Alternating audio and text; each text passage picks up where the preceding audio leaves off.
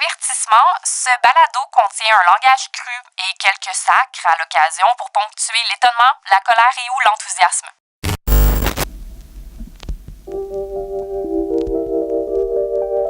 Allô, ici Rosalie Automne-Témorin, rédactrice en chef du magazine Urbania. Je vais commencer avec une honnête confession. Je suis obsédée par l'argent. Moi, je suis convaincue que, comme tous les membres de ma génération, je vais passer ma retraite pauvre à manger de la bouffe en canne dans une maison mobile parquée dans un camping de banlieue. J'ai donc toujours été fascinée par celles et ceux qui n'ont pas à craindre la précarité des vieux jours, par ceux qui ont fait fortune. Mais quand on a commencé à se pencher sur le thème de la richesse, j'ai rapidement compris qu'elle a souvent un prix, qu'elle vient parfois après un long effort puis qu'elle ne transforme pas toujours la vie en un conte de fées. C'est donc avec un peu plus de sensibilité, mais quand même pas mal de jalousie, que je vais aujourd'hui découvrir la quête de deux personnes qui ont fait tout ce qu'il faut pour devenir riches. Je me trouve en compagnie de Marianne, recherchiste pour l'émission. Salut! Allô? Marianne, on va commencer avec l'histoire d'une femme qui a fait absolument tout ce qu'il faut faire pour atteindre la richesse. Absolument, Rose. Elle a inventé un nouveau produit, elle l'a commercialisé, elle s'appelle Micheline Desbiens. Moi, je suis une franco-ontarienne. J'ai grandi à Chapelot, Ontario. Puis j'ai inventé la meilleure pâte à modeler au monde, quand même, là. La meilleure pâte à modeler au monde, c'est quelque chose, là. Wow! Et on va aussi parler d'un homme qui a trouvé la fortune par la façon la plus improbable qu'il soit, c'est-à-dire qu'il a littéralement découvert une mine d'or.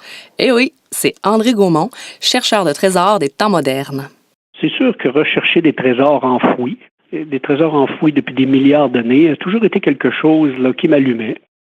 Au même titre que de chercher une civilisation éteinte là, sous le sable de l'Égypte.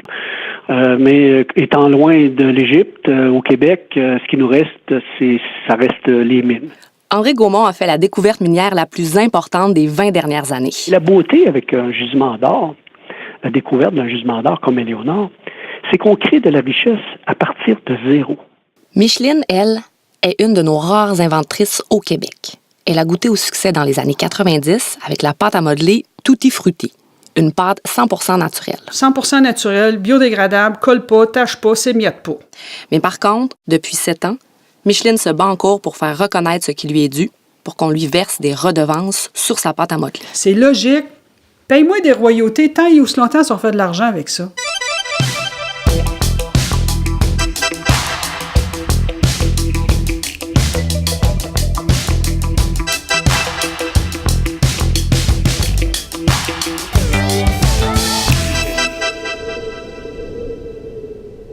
J'ai décidé de faire de la baie James, le nord du Québec, mon territoire de chasse.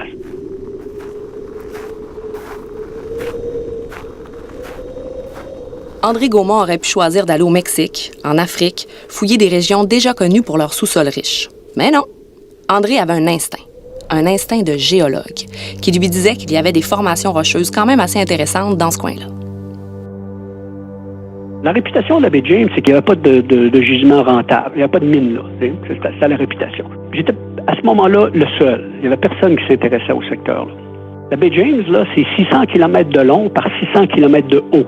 Fait que finalement, être prospecteur, c'est un peu jouer au détective. Ouais, en quelque sorte. Donc, on se promenait, nous, d'une région à l'autre, à chaque année, en avion, puis en hélicoptère, puis on allait explorer. L'équipe a quand même fait 4 découvertes, mais des toutes petites découvertes. Alors, les gens disaient, « Bah, tu vois, André, la baie James, c'est intéressant, mais c'est juste des petites choses. » Puis je dois dire que la réalité leur donnait raison, parce qu'on trouvait des choses, mais c'est des petits gisements satellites que j'appelle, moi. C'est-à-dire des gisements que si on ne trouve pas d'une autre mine pas loin, ils rentreront jamais en production. Ça faisait 13 ans qu'on cherchait. 13 ans. 13 ans à fouiller sans résultat, c'est pas croyable. Tu sais, qu'est-ce qui le poussait? Il y avait une voix en lui qui disait « Go André, écoute-les pas, fais-toi confiance, t'es sur le bon chemin. » Un peu comme Micheline puis sa pâte à modeler, finalement. Moi, je viens d'un milieu familial assez hypothéqué au niveau de l'alcool. Une mère aussi qui était malade, puis je l'ai perdue, j'avais 15 ans. Assez jeune, Micheline part de son petit village et s'en va à Montréal. Je voulais changer de vie, là, tu sais. Elle rencontre plein de gens, elle va vivre dans une commune avec plusieurs amis et un soir, elle a une révélation. Après le souper, il y a un gars qui dit les Québécois, c'est toutes des crises de cons, ils savent pas inventer et mettre des produits sur le marché. J'ai dit, pour qui se prend, lui? Moi, j'ai 21 ans, je veux changer le monde, je veux changer de tête, tu sais. Je veux avoir une vie. J'ai dit, oui, je vais inventer quelque chose. Donc, elle venait enfin de trouver sa mission, inventer. Oui, mais inventer quoi? Quelques années plus tard, Micheline a 2 enfants, 2 petites filles. Elle décide un bon jour d'acheter un petit peu de pâte à modeler pour sa plus vieille. Puis le premier soir, elle s'assoit avec son père pour jouer avec la pâte à modeler. Puis là, je regarde ça, le jaune, il est donc bien sale. Fait que le lendemain soir, il rejoue encore avec la pâte à modeler. Puis là, je vois qu'elle est toute craquelée, tu sais, puis elle n'arrive pas à faire quelque chose. Je dis, ça prend bien les Américains pour mettre un produit sur le marché. Puis là, patate, j'ai dit, lève-là mon invention, je vais inventer la meilleure pâte à modeler au monde. Il n'y a pas de multinationale qui va me couper l'herbe sur le pied. Check-moi bien aller. J'ai un kick, Marianne. Cette femme-là est extraordinaire. Oui, mais peu de temps après ça, Micheline devient mère monoparentale, alors ça s'annonçait pas mal plus difficile que prévu. C'est clair. Mais là, à un moment donné, la pâte à modeler, elle était molle, elle était collante, puis elle moisissait. 3 fois, je me suis mis ça de côté, je dis, regarde, c'est ridicule, je suis bien-être sociale, 2 bébés sur le bras, ça n'a pas d'allure, puis oublie ça, là, tu sais. J'arrivais pas à trouver l'ingrédient pour qu'elle sèche pas. Je voulais pas qu'elle sèche, tu sais. Fait que là, à un moment donné, ma fille, elle passe, puis elle donne un coup de talon sur la pâte à modeler qui est toute sec, tu sais. Mais là, je dis, refais, je dis, voyons donc, je suis en train de faire le ménage, tout ça, puis là, j'ai eu le flash. J'ai tout ramassé les morceaux, je l'ai mis dans un contenant, j'ai mis de l'eau dedans, je l'ai laissé là. Ça a pris 3 jours, puis là, je l'ai travaillé, puis là, la pâte à modeler est redevenue toute belle. J'ai dit, le v'là, mon ingrédient, c'est l'eau. Merci!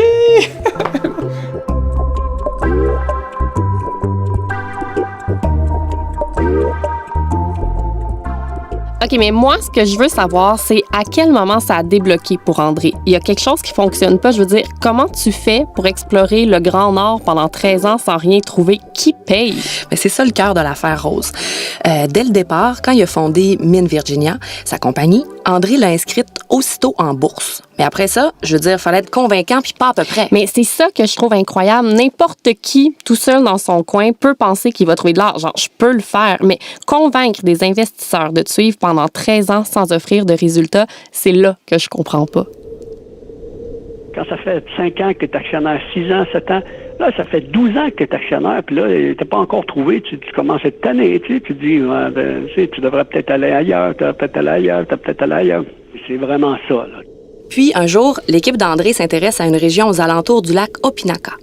C'est un immense réservoir d'Hydro-Québec. On a retrouvé des indices de cuivre qui avaient été trouvés par Noranda en 1964, là, des petits indices, là, rien de... Quand on regardait les rapports de Noranda, on s'est aperçu que ça avait été mal décrit. Ce qui avait été trouvé là avait été mal compris. Donc, on s'est mis à fouiller dans ce secteur-là. On s'est attardé. À un moment donné, on a trouvé un bloc erratique, qu'on appelle. OK, imagine-toi, il y a 20 000 ans, une bonne partie de l'Amérique du Nord était recouverte d'une couche de glace de 2000 mètres. Et ces glaciers-là, ils se déplaçaient très lentement. Et de temps en temps, il y a des rochers qui se détachaient du sol et qui étaient emportés par les glaciers. C'était des blocs erratiques, erratic boulder en anglais. Là, il faut préciser que les blocs erratiques, là, il y en a partout. C'est rien d'exceptionnel, sauf que le rocher découvert par l'équipe d'André Gaumont en 2002, lui, il n'était pas ordinaire. Ce boulder-là, il était riche. Il titrait environ 20 grammes d'or par tonne. La moyenne des mines en production au Québec, c'est 6 grammes par tonne. Autrement dit, le bloc avait une concentration d'or 3 fois plus élevée que la moyenne des mines d'or. Donc, quand on a un boulder de 20 grammes par tonne, on espère que la source, d'où il provient, va être riche. Le côté négatif, c'est qu'on ne sait pas d'où il vient. Le bloc avait été déplacé par un glacier il y a des milliers d'années.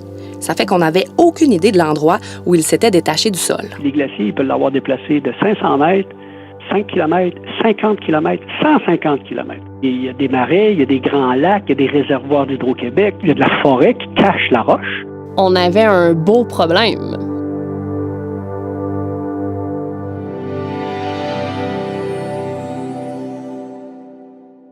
Quand on a laissé Micheline, elle venait tout juste de trouver son ingrédient miracle. De l'eau. De l'eau. Des fois, c'est simple. Mais il y a un proverbe qui dit qu'une invention vaut rien si elle ne se rend pas sur les tablettes de magasin. Hein? Il y a un proverbe qui dit ça, right? Proverbe que tu as inventé. Peut-être.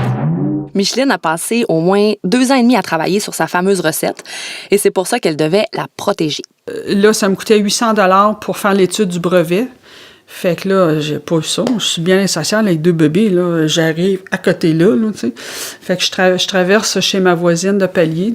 Elle s'en va dans la chambre, elle me met 800 $ sur le coin de la table. Elle dit, c'est tellement un beau projet, là. Ta pâte est tellement belle, là. Elle dit, garde, elle dit, je te le donne. Je dis, non. Je dis, garde, quand j'aurai les sous, je vais te rembourser. Fie-toi sur moi. Puis là, à un moment donné, il m'appelle pour me dire que oui, je pouvais avoir un brevet. Puis mieux que ça encore, j'ai 3 produits innovateurs dans ma recette. Donc, sa pâte à modeler dépassait pour vrai toutes celles qui avaient été inventées avant. En plus, les couleurs étaient vraiment éclatantes et attention, elle sentait les vrais fruits. Wow! Rouge, cerise, fraise, orange pour l'orange, jaune pour le citron, vert pour la menthe, bleu les raisins. Il y avait gomme ballon aussi. De fil en aiguille, Micheline entend parler d'une petite compagnie qui fabrique et distribue des jouets. Beaujeu. Elle rencontre alors un de ses dirigeants, Jacques Richer. Là, il commence à jouer avec ça. Il la sent, il dit « Tabarouette, il dit, comment ça se fait que les grosses compagnies n'ont pas réalisé une pâte à modeler comme ça? » Il dit « Elle est super belle. » Puis là, il dit « Ça fait au moins une 15aine d'années qu'on cherche un produit pour le mettre sur le marché international. » Puis il dit « Là, il dit, on l'a trouvé, c'est votre pâte à modeler. » Je m'en vais dans la salle de bain, je me mets à genoux, je me mets à pleurer, je dis « Oh, merci, mon Dieu! Vous m'avez envoyé à la compagnie idéale. » Là, puis c'est une compagnie familiale, en plus de ça. Mais bon, on va se le dire, là, Micheline avait encore beaucoup de boulot. Puis là, il m'avait demandé de faire 1 tonne de pâte à modeler, chez nous. 1 tonne? Ben voyons! Parce qu'il voulait la tester un petit peu avant, tu sais. Je dis « Ah ouais? » Fait que là, je faisais garder mes filles. Il y a tous les matins, là, je descendais en bas. Puis quand je commençais à pétrir ma pâte à modeler, là, j'avais tellement mal au poignet, là, ça me faisait mal. Puis je pleurais.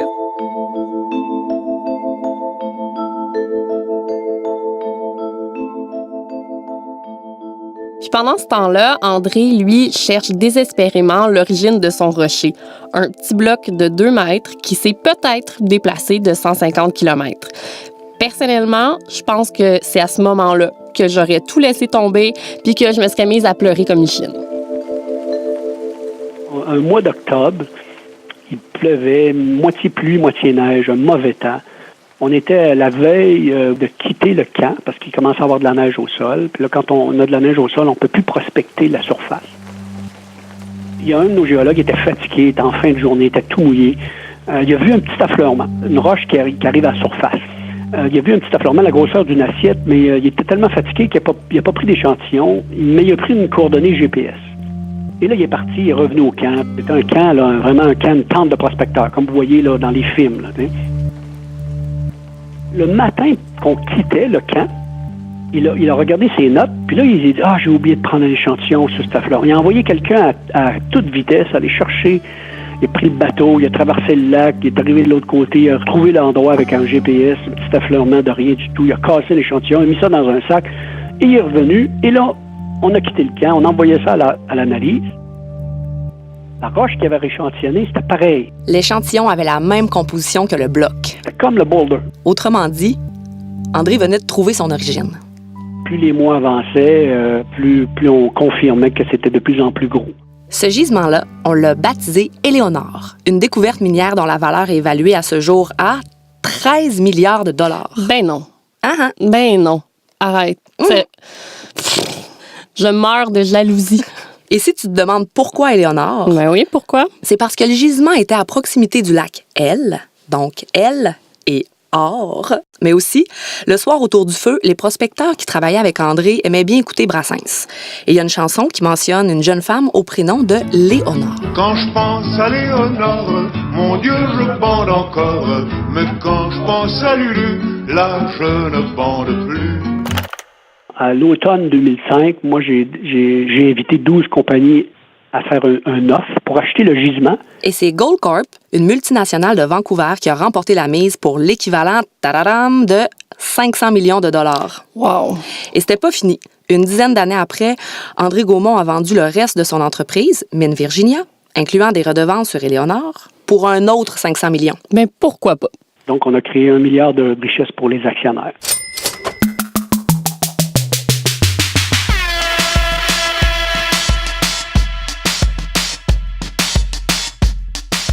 Fait qu'on a réussi à mettre la pâte à modeler sur le marché au mois de septembre 1993.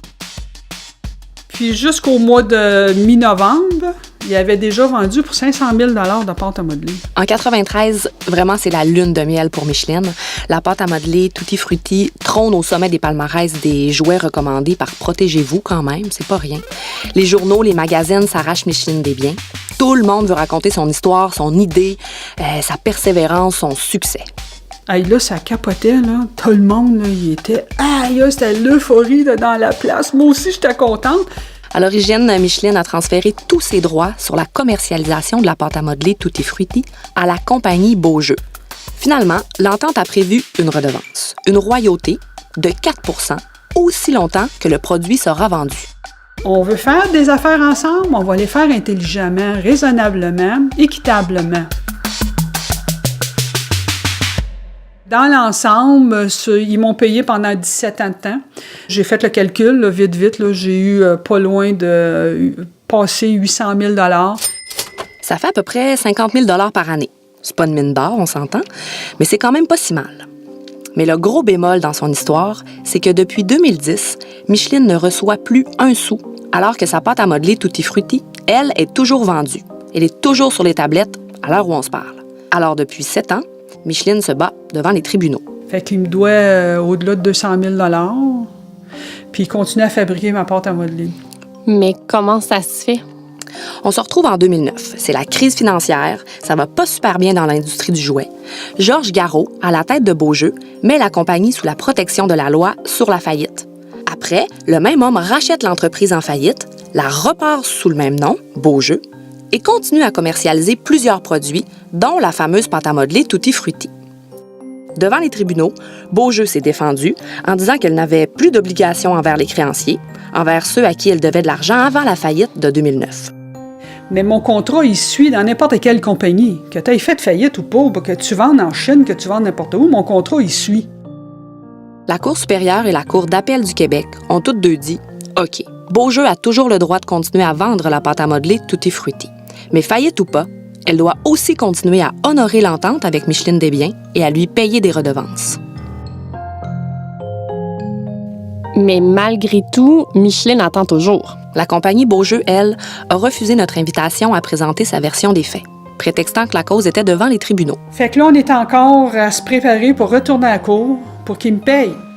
Pour être honnête, Rose, quand j'ai contacté Micheline Desbiens, je pensais qu'on allait raconter la belle petite histoire de l'une des seules inventrices au Québec. Puis c'est ça, au fond, son histoire demeure incroyable. Oui, mais Micheline a pris beaucoup de temps avant de nous répondre parce que pour elle, c'est une situation qui est extrêmement difficile. Et je m'attendais pas du tout à tomber sur une histoire à la Claude Robinson d'une femme qui se bat pour faire reconnaître ses droits d'invention. Peut-être qu'il y a encore de l'espoir, parce qu'elle fabrique toujours. Elle est toujours vendue. Ça veut dire qu'elle est encore très bonne.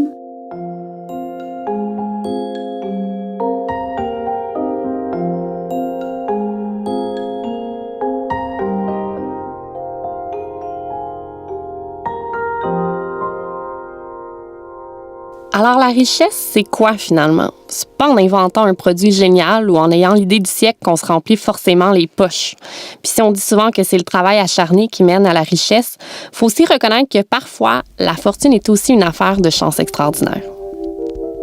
On aurait pu ne pas jamais la trouver. Elle aurait pu être en dessous du lac, en dessous du réservoir. Le réservoir, là, il y a 100 km de long. Fait qu'imaginez si la source est en dessous de ça, on l'aurait jamais trouvée.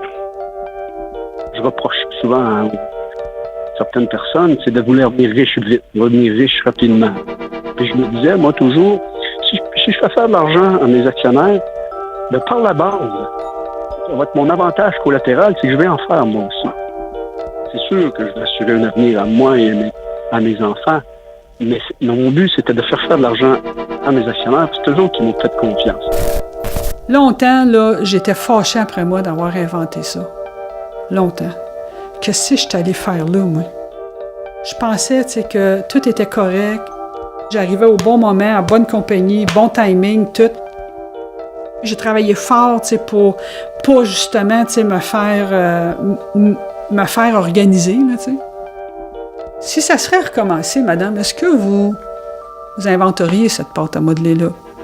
Oui, je la réinventerais, cette pâte-là. Sais-tu pourquoi?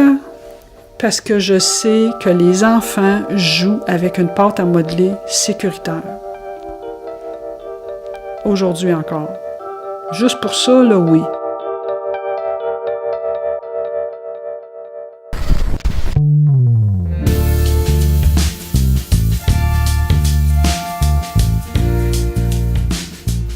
Le balado d'Urbania est une émission produite par Urbania avec l'appui de Première Plus. Recherche Claudie Aymon et Marianne Grenon. Entrevue, réalisation et montage André Martineau. Production au contenu Marilyn Fortier. Si vous avez aimé les histoires que vous venez d'entendre, je vous invite à aller découvrir toutes celles qu'on vous raconte à la télé et sur le web. Je m'appelle Rosemie Automne-Témorin. À bientôt.